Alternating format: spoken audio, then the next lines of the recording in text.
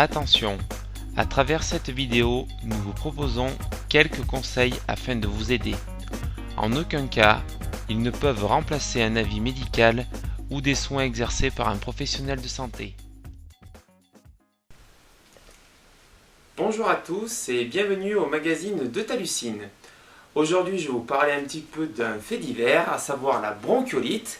Bon nombre de parents se posent beaucoup de questions sur cette maladie. Quelle en est la cause? Quels sont les signes cliniques? Que dois-je faire pour mon enfant? Bref, autant de questions auxquelles je vais essayer de vous répondre.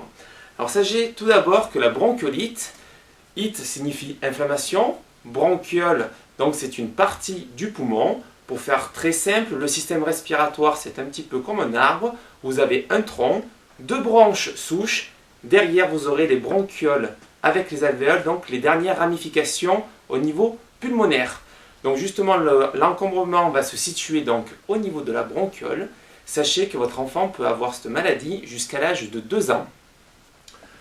Quelles en sont les causes? Alors très souvent, le plus souvent c'est dû au virus respiratoire syncytial qu'on appelle le VRS. Mais sachez surtout que c'est dû donc aux relations interhumaines. C'est très souvent lorsqu'on va tousser, éternuer qu'on peut donner la maladie à son enfant. Donc pensez à une chose, lavez-vous bien les mains, très important. Bien sûr, méfiez-vous aussi du tabagisme passif. Donc même si vous avez tendance à sortir pour aller fumer, l'idéal dans l'absolu, ça serait de carrément vous changer de vêtements. Parce que très souvent, lorsqu'on va reprendre l'enfant contre soi, il va inhaler forcément l'odeur qui sera donc sur nos vêtements. Donc concernant la clinique, chez l'enfant, sachez que la bronchiolite se manifeste donc plutôt par un syndrome qu'on appelle obstructif, c'est-à-dire par un encombrement, qui sera à l'inverse du syndrome restrictif, où là en fait c'est la bronche qui aura un calibre qui sera diminué. L'exemple type très connu, c'est l'asthme. Donc en fait, lorsqu'on a un restrictif, ça siffle, et justement au début de la bronchiolite, lorsqu'on va avoir donc le syndrome obstructif, on aura plutôt des crépitements, donc où ça va grailler, si vous voulez, un petit peu dû au crachat. Donc ce syndrome obstructif va durer entre 8 et 15 jours et on va avoir une toux résiduelle qui pourra durer 1 à 2 semaines après. Donc méfiez-vous un petit peu de cette période, c'est un petit peu comme chez l'adulte. Il faut savoir qu'une fois qu'on a fini la bronchiolite, on a toujours un risque de rechute et de récidive. Donc c'est là où les parents devront faire très attention. Donc comment faire justement pour faire attention à la rechute ou savoir quand est-ce qu'on doit consulter un médecin? C'est très simple. Pour savoir si l'enfant est encombré, il vous suffit juste de l'asseoir comme ceci. Vous mettez une main au niveau de la cage thoracique, une autre dans le dos. Et si vous avez l'impression comme si on écrasait de la neige entre les mains, c'est-à-dire que ça va crépiter, ça veut dire que l'enfant commence à être encombré. Donc à ce moment-là, il vous faut consulter. Très souvent dans les médias, on nous parle justement des risques de la bronchiolite et de l'hospitalisation. Ne paniquez pas, si vous avez quelques signes à retenir chez l'enfant, des signes de détresse respiratoire, très souvent on peut voir ce que l'on appelle une tachypnée, c'est-à-dire en fait une augmentation du rythme respiratoire. Donc très souvent on va dire c'est au-delà de 50 mouvements respiratoires par minute. Donc à ce moment-là, surveillez bien. Chez certains enfants tellement fatigués, on peut aussi avoir l'inverse, c'est-à-dire une bradypnée, à savoir donc un ralentissement du rythme respiratoire. Mais on peut aussi également avoir des post-ventilatoires, donc de l'apnée. Donc autant d'éléments qu'il faudra bien signaler à votre médecin lors de la consultation. Comme autre signe de détresse respiratoire, vous avez également un tirage. Donc le tirage se manifeste tout simplement par, à chaque inspire, si vous voulez, on va essayer d'attraper de l'air, un petit peu comme après un effort violent. Très souvent, quand on cherche à récupérer, on va toujours chercher à attraper un petit peu son air. Ça peut également se manifester chez l'enfant. On peut retrouver également donc les battements des ailes du nez. Donc où là, vous allez à chaque inspiration avoir les ailes qui gonflent de chaque côté. Pensez aussi qu'on peut voir une respiration dite paradoxale. Concrètement, qu'est-ce que ça signifie? En fait, si vous voulez, normalement, on va gonfler d'abord l'abdomen, puis la cage thoracique. Et lorsqu'on va expirer, donc souffler, on va d'abord vider le haut, puis progressivement le bas. Qu'est-ce qui se passe lors de la respiration paradoxale? Cet ordre n'est plus du tout respecté, et aussi bien on va gonfler d'abord d'un côté puis de l'autre, et ça va être tout désordonné. On aura une sensation un petit peu comme de vague, tout est désynchronisé. Sinon, quelque chose qui est très important, c'est de bien regarder les extrémités de l'enfant. Donc concrètement, on peut avoir une cyanose, donc les lèvres un petit peu violacées. On peut le retrouver également au niveau de la pulpe des doigts et des oreilles.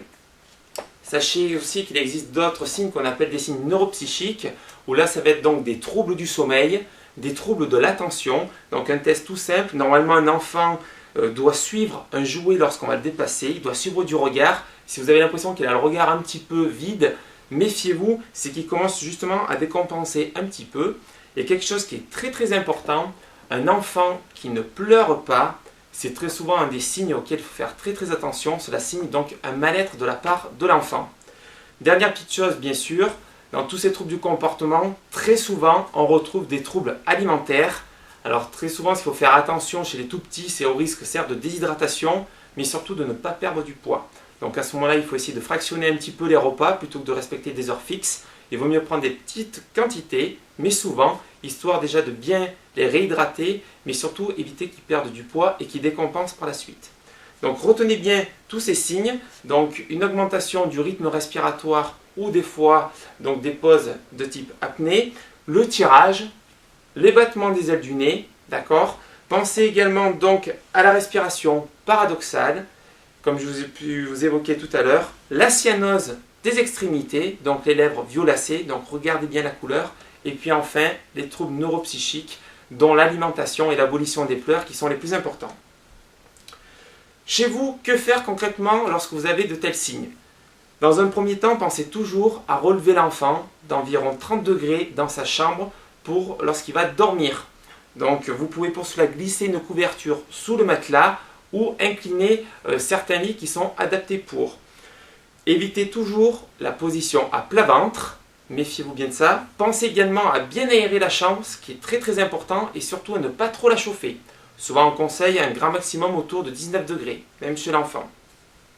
Pensez également à humidifier l'air. Alors méfiez-vous quand c'est trop humidifié, par exemple les gens qui habitent à côté des cours d'eau, ça peut aussi engendrer des troubles respiratoires. Mais très souvent, notamment avec les chauffages électriques, l'air est souvent sec, ça va du coup assécher les muqueuses et du coup les enfants auront encore plus de mal à respirer. Donc pour humidifier, c'est très simple, soit vous avez un humidificateur d'air, sinon deux possibilités, vous faites bouillir un petit peu d'eau dans votre cocotte minute, à ce moment-là vous rentrez dans la chambre, portes et fenêtres fermées, vous enlevez la soupape, la vapeur se mettra dans la pièce automatiquement. Si jamais dans la journée ou dans la nuit, l'enfant venait être pas très bien, pour aller encore plus vite, vous allez dans votre salle de bain, portes et fenêtres fermées également, où vous allez mettre le robinet d'eau chaude de la douche au maximum pour créer de la vapeur d'eau chaude dans la pièce si vous voulez, et ça va donc humidifier un petit peu les muqueuses et faciliter la respiration pour l'enfant. Sachez qu'avant une séance de kiné, il vaut mieux éviter que les repas soient trop à proximité. L'idéal, on dit que c'est 3 heures pour être sûr que la digestion se soit bien réalisée. Donc pensez à bien prendre vos rendez-vous en fonction des repas de l'enfant. Donc pensez également à bien le faire boire, comme j'ai pu vous dire tout à l'heure, pour éviter la déshydratation et surtout la perte de poids. Donc pour cela, pensez à bien fractionner les repas. Enfin, deux petites choses qu'il faut savoir faire, c'est comment on va faire l'hygiène respiratoire de l'enfant. Deux choses, le mouchage et le reniflement. Donc concrètement, c'est ce que je vais vous montrer maintenant. Pour moucher l'enfant, c'est très simple. Pensez toujours, avant de venir moucher le petit, de bien vous laver les mains, très très important. Vous pouvez éventuellement prendre aussi un gel hydroalcoolique où là vous allez bien frotter, donc surtout sous les ongles et bien les tranches des mains ainsi qu'entre les doigts. Ensuite, vous allez prendre un mouchoir en papier, de préférence sans colorant, style menthol, comme on l'en retrouve très souvent. Prenez une petite pipette de sérum physiologique. Pour cela, vous allez casser l'extrémité. Méfiez-vous d'une chose, certaines marques que je ne citerai pas, des fois il existe un tout petit bout en plastique qui ressort et au moment où vous allez rentrer donc la pipette dans la narine du petit, vous risquez de l'écorcher. Donc méfiez-vous qu'il n'y ait pas de rebord en plastique au niveau de la pipette, ça c'est très très important. Il y a des marques qui sont plus sensibles que d'autres, donc méfiez-vous bien de la qualité de l'embout de la pipette. Très très important premièrement. Très souvent on vous montre dans les maternités de venir coucher l'enfant sur le côté pour le moucher. Personnellement, je trouve que seul, ce n'est pas du tout évident, surtout quand il commence à être un petit peu grand. Donc moi, je préfère, je trouve que c'est beaucoup plus simple, de venir le moucher en étant allongé sur le dos.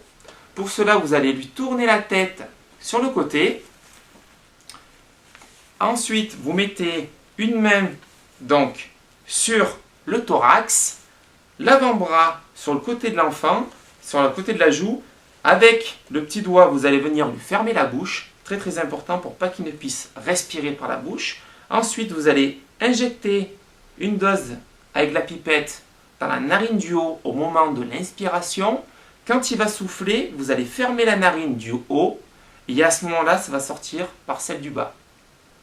Pour l'autre côté, c'est tout simple, vous allez venir comme ceci, sauf qu'au lieu de fermer avec le petit doigt la bouche, ce coup-ci, vous allez la fermer avec le pouce. Donc toujours en inclinant bien la tête sur le côté. Donc je vous le remontre, la main donc sur le thorax, on amène la tête de l'enfant sur le côté, l'idéal c'est légèrement en arrière, donc pour ça vous venez bien avec le petit doigt, pipette dans la narine du haut, on pousse au moment de l'expire, donc quand il va souffler, ça va sortir par celle du bas.